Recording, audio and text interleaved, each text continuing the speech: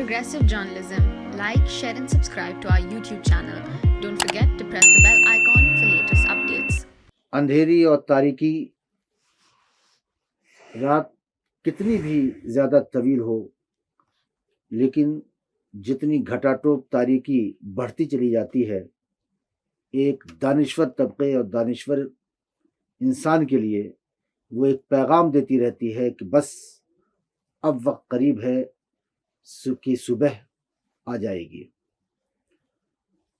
مصیبتیں پریشانیاں کہاں نہیں ہوتی ہیں، ہر جگہ ہوتی ہیں، لیکن انہی پریشانیوں اور انہی مصیبتوں سے نکل کر آگے بڑھ کر اپنی قوم کے لیے کام کرنا، اپنے ملک کی ترقی کے لیے کام کرنا، یہ ایک دانشور، ایک بہتر سوچ رکھنے والا، لوگوں کے لیے کام کرنے والا، لوگوں کے دئی زندہ رہنے والا ہی شخص کر سکتا ہے۔ اسی لیے یقیناً کسی نے کہا ہے کہ زندگی کے ایسے حالات کو ایک تلخ تجربہ سمجھ کر اور سبق سیکھتے ہوئے آگے بڑھ جانا ہی اصل فن ہے۔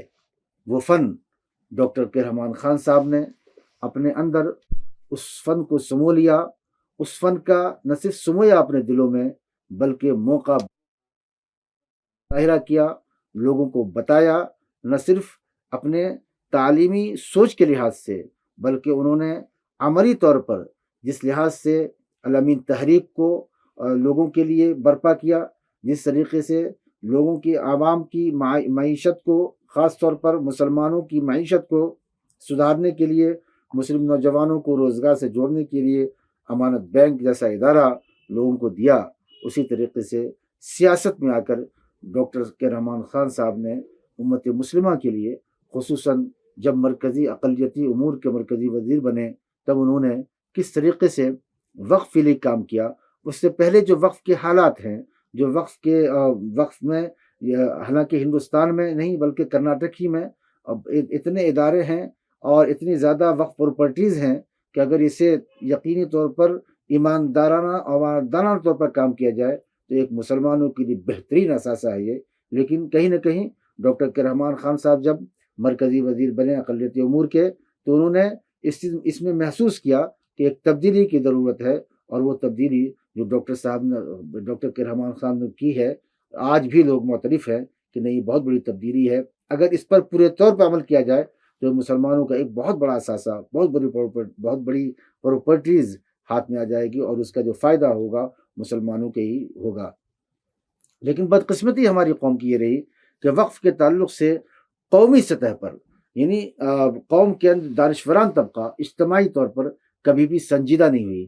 الزامات در الزامات، فلاں نے لے لیا، فلاں نے قبضہ کر لیا، اپنوں نے کر لیا، غیروں نے کر لیا، لیکن کیا کبھی کسی نے سوچا اجتماعی طور پر کہ اس کے لیے، اس کی بازیابی کے لیے، امت مسلمہ کو اس پراپرٹی سے فائدہ پہنچانے کے لیے کیا اجتماعی کوششیں کی گئیں؟ جواب آپ کا یقیناً نہیں ہوگا، کیونکہ جس حالات سے وقف املاک گزر رہی ہے آپ اس سے واقف ہیں، اور مسلمان آہستہ آہستہ اس سے کافی دور ہوتے جا رہے ہیں۔ ڈاکٹر صاحب، ایک بار پھر آپ کا خیر مقدم ہے، اور دراصل آپ کی سیاست جس طریقے سے آپ نے شروع کی، اور آپ نے لبادہ جب چارٹرڈ اکاؤنٹنٹ سے ہٹ کر کے آپ سیاست میں آئے، یقیناً آپ کا ولولہ اور آپ کا جوش اور جذبہ قوم ملت کے لیے ہی تھا، اور آپ مرکزی حکومت میں آپ ایک عہدہ آپ کو ملا، یہی عہدہ ہی نہیں بلکہ ایک راجیہ سبھا کے آپ ڈپٹی چیئرمین تک بنے۔ قوم کے جذبے کے تحت آپ نے جس طریقے سے خدمات انجام دی ہیں وقف کی املاک کے تعلق سے، اس سلسلے میں کچھ بتائیں رہے۔ دیکھیے، اس سے پہلے کہ میں وقف کے اوپر کچھ آپ کو، کیونکہ بہت لمبا، بہت ہی اہم موضوع ہے، میں جیسا کہ میں نے میری گزشتہ ایپیسوڈ میں سیاست زندگی کی انٹری کی بات کی، وہاں سے میرا سفر، جیسا کہ میں نے آپ سے کہا کہ ہر چیز مجھے کوئی پری پلان طریقے سے نہیں ہے، یعنی میں نے کبھی یہ نہیں سوچا تھا کہ راجیہ سبھا کا ڈپٹی چیئرمین جب ہوا، میں اس کا بھی مطالبہ میں نے نہیں کیا، اتفاق سے حالات ہے کہ مجھے ہی بننا تھا، وہ حالات ہے۔ تو اس کے بعد مجھے وقف بورڈ کا ممبر تو 1972 سے مجھے وقف بورڈ میں مجھے دلچسپی شروع ہوئی. اس وقت پر مجھے اس سے پہلے میں چارٹرڈ اکاؤنٹنٹ تھا. مرحوم عزیز سید صاحب نے میرے سے کچھ رائے لی کہ کارپوریشن بنانے کی رائے لی. تب اس وقت پر میں جا کے ان کو کچھ مشورے بھی دیا تھا. 72 کی بات کر رہا ہوں. جی. اس کے بعد سیاسی تبدیلی آئی وہاں پر. عزیز سیٹھ صاحب کوئی کچھ حالات پر استعفیٰ دینا پڑا منسٹری سے. تو یحییٰ صاحب منسٹر ہو کے آئے اوقاف کے، اور ایجوکیشن اور فائنانس بھی ہوئے تھے. اس وقت پر انہوں نے مجھے وقف بورڈ میں نامنیٹ کیا ایز اے ممبر. تب سے میری دلچسپی وقف بورڈ میں رہی اور اوقاف سے رہی، جڑا ہوں. یعنی آپ اندازہ لگا سکتے ہیں کہ 1976 سے لے کر میں آج تک بھی وقف سے جڑا ہوں. میں شاید ہی، میں یہ دعویٰ تو نہیں کر سکتا، شاید ہی ہندوستان میں کوئی یہ ہوگا کہ اتنا لمبا، یعنی کہ 44-45 سال لگاتار وقف سے جڑا. تو کوئی یہ کہنا کہ کوئی یہ بھی کلیم کرے کہ اتنا لمبا عرصہ ایک آفیسر بھی گزارتا نہیں وقف میں، اگر انہیں شروع سے ہوا تو بھی ریٹائر ہونے تک.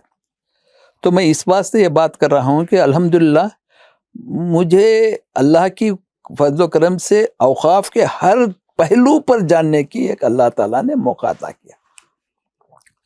جب میں اسٹیٹ بورڈ کا ممبر تھا، اسی وقت پر مجھے سینٹرل وقف کونسل کا ممبر بھی نامنیٹ کیا گیا.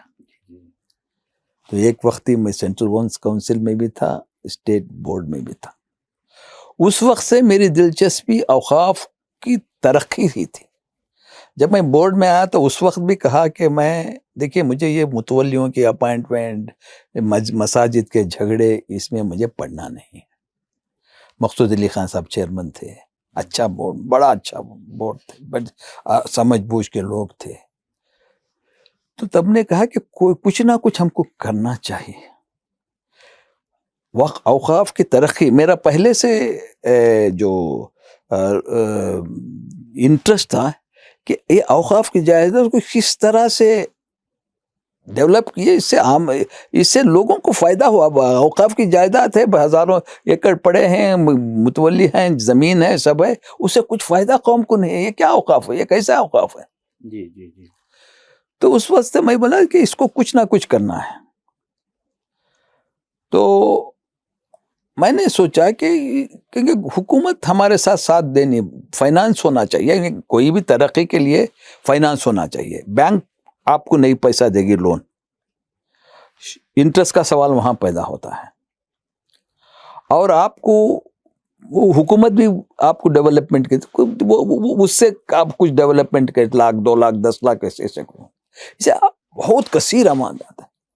تو اس وقت پر میں کہ پیشے سے چارٹرڈ اکاؤنٹنٹ تھا، مجھے یہ کارپوریشنز کیسا کام کرتے ہیں مجھے یہ تھا. تو میں نے بورڈ کے سامنے رکھا کہ اس طرح سے یہ کارپوریشن بنائیں گے. اس سے پہلے کہ سینٹرل وقف کونسل کے لوگ ایک وقت آئے تھے، تو میں نے ان کے سامنے یہ میرا ایک ویژن رکھا کہ وقف کے پراپرٹیز آپ ڈیولپ کرتے ہیں تو اس کو کارپوریشن کے ذریعے سے بنا کے، جیسا کہ حکومت کرتی ہے، فائنانس کارپوریشن بناتی ہے، ڈیولپمنٹ کارپوریشن بنتا ہے، اس طرح سے وقف کے ڈیولپمنٹ کے لیے بھی ایک سپریٹ مخصوص ادارہ ہونا چاہیے جس کا میں تھا. تو سینٹر والوں نے بھی بات غور و خوض کے بعد کہا کہ یہ صحیح، آپ کا مشورہ اچھا ہے. تو اس وقت کے وقف منسٹر نے مجھے آفر دیا، آپ آئیے، ہم آل انڈیا لیول پہ آپ کو چیئرمین یا مینیجنگ ڈائریکٹر بنا دیں گے. تو میں نے کہا میں پروفیشن چھوڑ کے آنے والا نہیں، میں ایک آئیڈیا دیا ہوں، آپ کرنا تو کہ وہ دوسرے آئیڈیا وہ لے کے آگے جانے والے کوئی نہیں تھے. تو میں وقف بورڈ ممبر جب تھا تو میں نے اس کی طرف توجہ دی، ایک خاکہ بنایا اور میں نے ایک کارپوریشن بنانے کی تجویز ہمارے بورڈ میں رکھا کرناٹک میں. تب بورڈ کے لوگوں نے میرا تعاون کیا.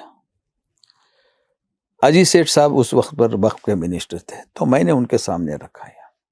تو انہوں نے بھی کہا کہ آپ کا یہ جو ویژن ہے صحیح ہے، اس کو بنائیں گے.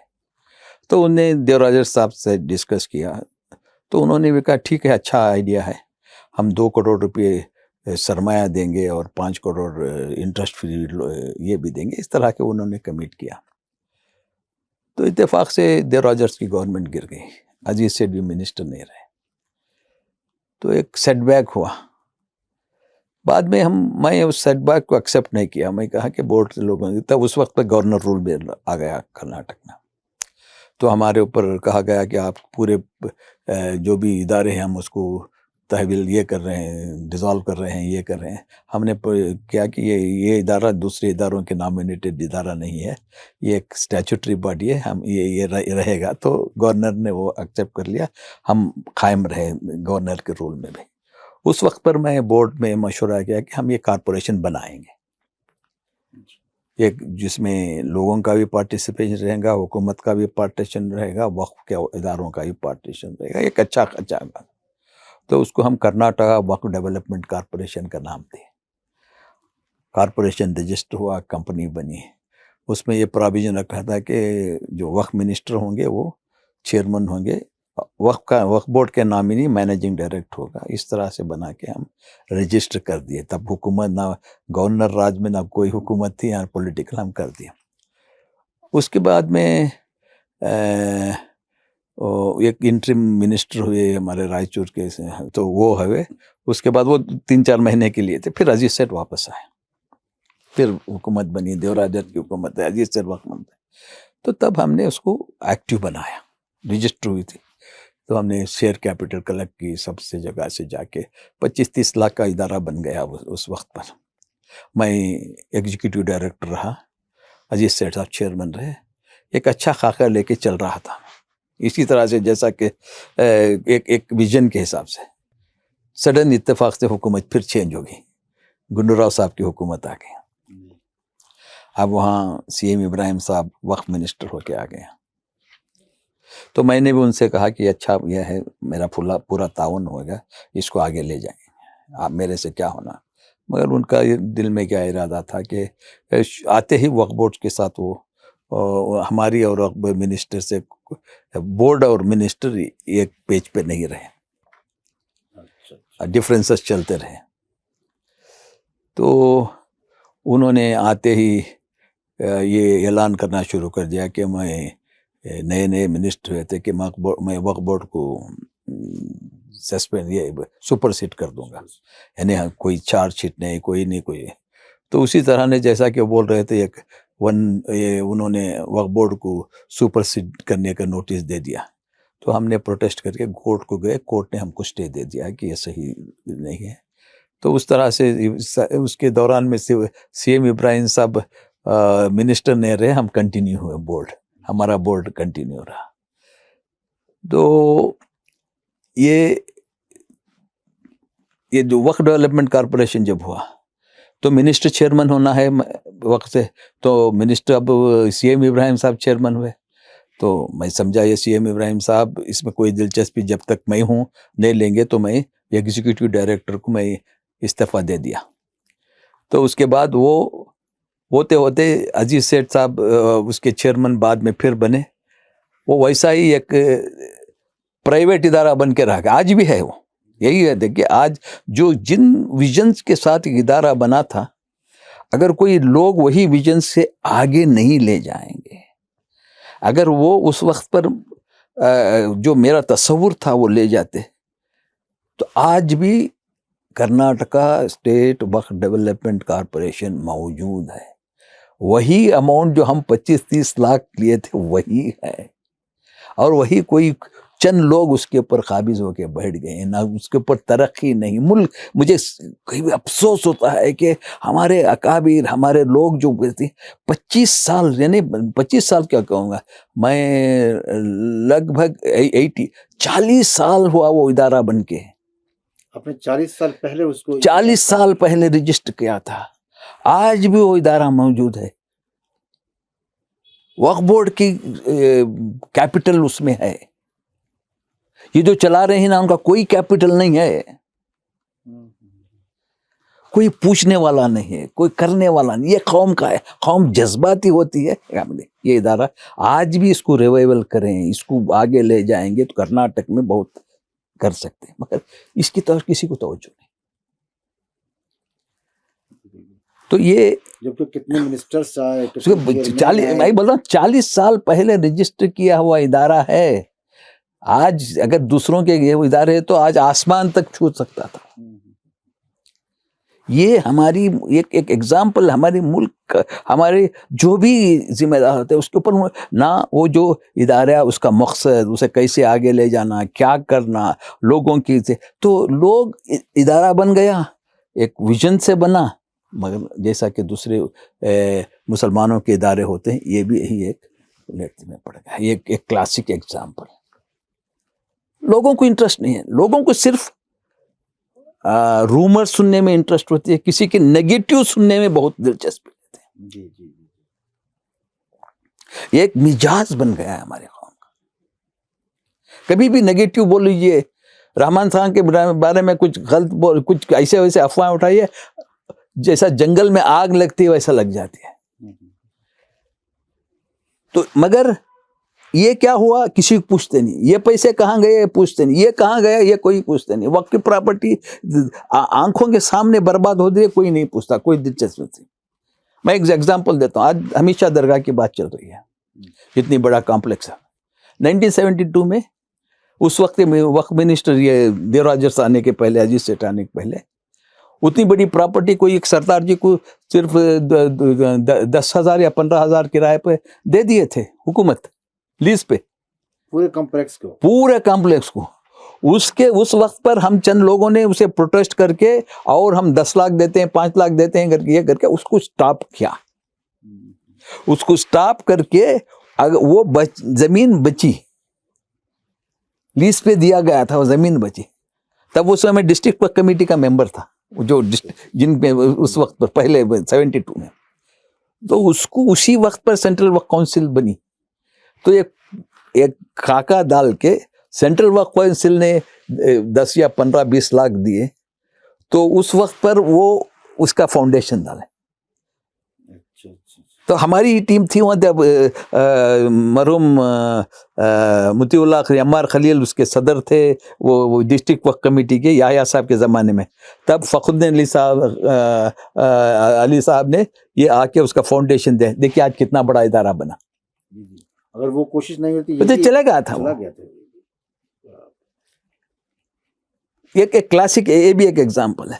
تو اس طرح سے اوقاف ایک جو ہے، اس کے بعد مسلسل میں وقف کمیٹی کی سینٹرل وقف کونسل میں رہا، اس کے ڈیولپمنٹ کی طرف توجہ دیتا رہا. قانون بننے میں میں نے بہت دلچسپی لی. جو آج جو ایکٹ کر رہے ہیں 1995 کا ایکٹ کی جو ہم بات کر رہے ہیں، وقف ایکٹ جب بنا جو 1995 میں بنا، دیکھیے اتفاق دیکھیے 94 میں پارلیمنٹ ممبر بنا، 95 وقف ایکٹ آیا. وہ وقف ایکٹ میں بھی 95 میں یہ اتفاق، اللہ کا اتفاق ہے کہ میں نے اس بحث میں جو ایکٹ بن رہا تھا 95 کا، اس ایکٹ میں بحث میں حصہ لیا. Thank you very much. Second, Rehman Khan. Madam Deputy Chairman, I welcome the Waqf Bill 1995. Madam, the Waqf law is in force in this country from last 40 years. And for the first time, a comprehensive legislation was enacted in 1954 by the efforts to bring the Waqf properties under a common administration under the Waqf board. Though the Waqf Act is in force from last 40 years, but we have seen that the Waqf Act which was being with the present Waqf Act has not achieved the purpose for which the act was enacted. چونکہ وسیع اور تجربہ بھی ہے اور اوقاف کے تعلق نہیں وہی بات. تو میں نے جو اس وقت پر جو ایک راجیہ سبھا میں ایک انوکھی مثال ہے، راجیہ سبھا میں یوزلی امینڈمنٹ گورنمنٹ ایکسیپٹ نہیں کرتی، تو میں نے ایک امینڈمنٹ present किया. that it is a technical mistake, because if this clause is not amended, the Waqf board, or after the development of the property also, you cannot lease more than 3 years, which is difficult. It is technical. I appeal to the minister to reconsider. Not necessary now. I will not press it, but I request the minister to keep it. آپ دھیان رکھیے گا انہوں نے وڈرا کر رہے ہیں, move نہیں کر رہے ہیں, مگر وہ آپ طرح ٹھیک سے سمجھا بھی دیجیے گا کہ کیا ٹیکنیکل ڈیفیکلٹی آ رہی ہے. کافی محنت کری انہوں نے بھی اور رام رتن رام جی نے بھی, تو دونوں رحمان اور رام کا آپ ذرا شکریہ ادا کر دیجیے. ریزنیبل تھا. میرا ابھی 1 سال بھی نہیں ہوا تھا میرا پارلیمنٹ جا کے. اس وقت پر بحث کیا, بحث میں حصہ لیا, اور جو مشورے دیے ہیں میں نے, اللہ نے مجھے موقع دیا وہ اس وقت کے مشوروں کو اب 2012 میں امپلیمنٹ کرنے کا. جو سجیشنز میں 1995 میں دیا تھا, 2012 میں اس کا 2012 میں جب مجھے اللہ نے پھر وہ موقع دیا. Nasir Rahman Khan. Thank you very much, Honorable Deputy Chairman, sir. Yeah. Thank you. Yeah. Maiden bill is not obstructed. Yeah. Honorable Deputy Chairman, sir, I have the honor to commend the Waqf Amendment Bill 2011 as reported by the Select Committee of Rajya Sabha for consideration of this August House. This bill was introduced in Lok Sabha on 27th April 2010 and passed by the House on 7th May 2010. I am thankful to the Select Committee which was functioned under the chairmanship of Sri Saifuddin Soos and produced a report containing such recommendation as would allow us to realize the purpose of Waqf for which they are created. They have incorporated several provisions in the bill which would prevent the misuse of Waqf properties and would lead to proper administration of Awqaf. ایک rear occasion ہے یہ جو قانون وقف قانون ہے. جب پہلی مرتبہ 1995 میں بدلا, نیو ایکٹ ہے, اس میں بھی میں بحث میں حصہ لیا. جب دوسری مرتبہ اسے اوور آل چینج کیا گیا, وہ خود میں نے بل پریزنٹ کی پارلیمنٹ میں, یہ کیا. یہ ایک انوکھا ریکارڈ ہے جو آج بھی پارلیمنٹ میں موجود ہے. تو ابھی اس کے بعد بہت سی چیزیں ہیں اوقاف میں, بہت کچھ کر سکتے ہیں. ایک ویژن ہے, اور یہ ایک آدمی کچھ نہیں کر سکتا. اس میں قوم کی کوئی دلچسپی نہیں ہے. تو اب جو قانون بن گیا, صرف قانون سے تبدیلیاں نہیں آ سکتی. ہمارے اوقاف بورڈ سارے ہندوستان کا حالت ہے, کرناٹک کا, اس کا پورے اوقاف بورڈ ایسے لوگوں سے بھرا ہوا ہے جس کو ویژن نہیں ہے, اوقاف کا لفظ معلوم نہیں ہے, اوقاف کیا ہے معلوم نہیں ہے. وہ صرف آتے ہیں اقتدار کے لیے. آج دیکھیے الیکشن, وقف بورڈ کے الیکشنز بھی قابلیت پہ الیکشن نہیں آ رہا ہے. لوگ وہاں اس کا کیا متولیوں سے الیکشن ہوتا ہے, یہ کیا یہ متولیوں کے الیکشن کا ریپرزینٹیٹیو ہو کے جانا ہے, اس کا بھی کوئی ان کے پاس تصور نہیں ہے. تو وقف بورڈ جو بنے ہیں, جوائنٹ پارلیمنٹ کمیٹی میں اس کا ذکر ہوا ہے کہ ہمارے وقف بورڈ بہت کمزور ہوتے ہیں, اس لیے کہ پورے مسلمان رہتے ہیں وہاں پر. ان کے اوپر کوئی نگرانی نہیں, حکومتیں اس کے اوپر دلچسپی نہیں لیتے.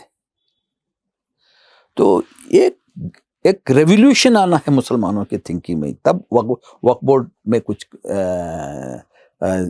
اصلاح ہو سکتے ہیں, صرف قانون سے نہیں ہو سکتے. میں جب ڈپٹی چیئرمین راجہ صاحب تھا, اسی وقت میں جو بھی پوزیشن آکیوپائی ہیں, میرے ویژن کو میں نے کہیں کلیش آنے نہیں دیا.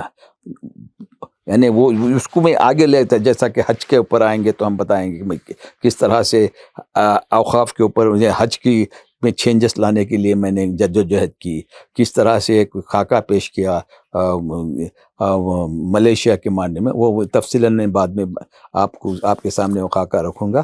یہ آج بھی میری کوشش جاری ہے, مگر اللہ تعالیٰ نے مجھ سے جو بھی کام لینا تھا اس کے اوپر آئندہ آنے والے قوم کے منحصر ہے. وقف بورڈ کو جواب دہی نہیں ہے, یہ ہر چیز کو جواب دہی ہے.